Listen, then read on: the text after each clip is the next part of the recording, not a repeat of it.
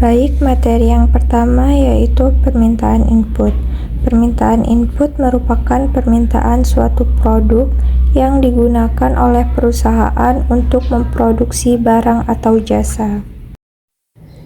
Kemudian ada contoh, seperti kita ingin membuat kue. Kita pasti butuh yang namanya bahan-bahan seperti tepung, telur, gula, dan lain-lain. Bahan-bahan ini disebut sebagai input dalam proses pembuatan kue. Permintaan input dalam konteks ini adalah keinginan atau kebutuhan kita akan bahan-bahan tersebut untuk menghasilkan produk akhir, yaitu kue. Contoh lain, sebuah restoran. Sebuah restoran pasti membutuhkan bahan makanan mentah, bumbu-bumbu, peralatan masak, dan tenaga kerja sebagai input untuk menyajikan sebuah makanan. Jadi, permintaan input adalah kebutuhan akan suatu barang atau jasa yang digunakan sebagai bahan baku atau faktor produksi untuk menghasilkan produk atau layanan lainnya. Lalu kemudian permintaan input dipengaruhi oleh beberapa faktor juga. Yang pertama, permintaan terhadap produk akhir. Semakin tinggi permintaan terhadap produk akhir, semakin tinggi pula permintaan input. Yang kedua, harga input. Jika harga input naik, maka permintaan input cenderung menurun. Yang ketiga, teknologi. Perkembangan teknologi dapat mengubah jenis dan jumlah input yang dibutuhkan dalam proses produksi. Lalu, mengapa sih permintaan input itu penting?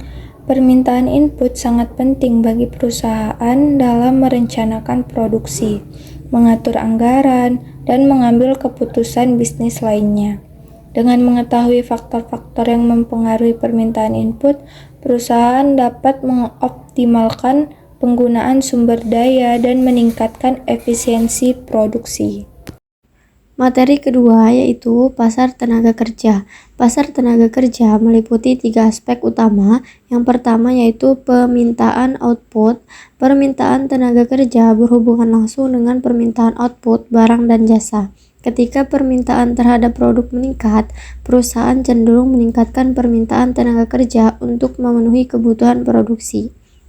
Yang kedua ada kualitas tenaga kerja. Kualitas tenaga kerja mencakup keterampilan pendidikan dan produktivitas pekerja. Kualitas ini mempengaruhi daya saing perusahaan dan kemampuan untuk menghasilkan output yang lebih baik. Yang ketiga ada upah. Upah adalah kompensasi yang diterima tenaga kerja, dipengaruhi oleh permintaan dan penawaran di pasar. Kenaikan permintaan tenaga kerja biasanya mendorong peningkatan upah, sedangkan pengangguran yang tinggi dapat menekan upah. Pasar tanah. Pasar tanah merupakan faktor produksi yang tidak dapat diproduksi manusia, tetapi diperlukan untuk menghasilkan barang dan jasa. Tanah juga merupakan sumber daya yang terbatas dan menjadi sumber utama dari kekayaan lainnya. Pasar tanah juga bisa dibilang bagian dari pasar faktor produksi yang mempertemukan penjual dan pembeli tanah yang merupakan sumber daya alam terbatas. Dalam pasar ini, harga sewa tanah ditentukan oleh interaksi antara permintaan dan penawaran. Permintaan tanah meningkat seiring dengan pertumbuhan industri, sementara penawaran tetap terbatas, sehingga harga sewa cenderung naik. David Ricardo adalah salah satu ekonom yang pertama kali membahas mekanisme penentuan harga sewa tanah untuk pertanian. Faktor yang mempengaruhi permintaan tanah. Poin pertama adalah lokasi. Tanah di lokasi strategis seperti dekat pusat kota, area komersial, atau akses transportasi utama memiliki permintaan yang lebih tinggi. Kedekatan dengan fasilitas umum seperti sekolah, rumah sakit, dan pusat perbelanjaan juga meningkatkan permintaan.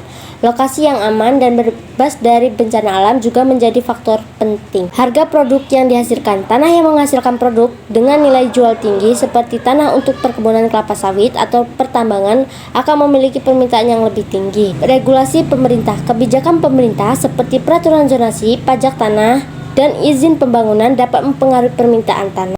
Faktor yang mempengaruhi penawaran. Ketersediaan tanah. Penawaran tanah dipengaruhi oleh ketersediaan tanah yang tersedia di suatu wilayah. Wilayah dengan ketersediaan tanah yang terbatas akan memiliki penawaran yang lebih rendah. Yang kedua, biaya pengembangan. Biaya untuk pengembangan tanah seperti biaya penggandaan, izin dan infrastruktur dapat mempengaruhi penawaran tanah. Regulasi pemerintah. Regulasi pemerintah seperti peraturan zonasi, pajak tanah, dan izin pembangunan dapat mempengaruhi penawaran tanah.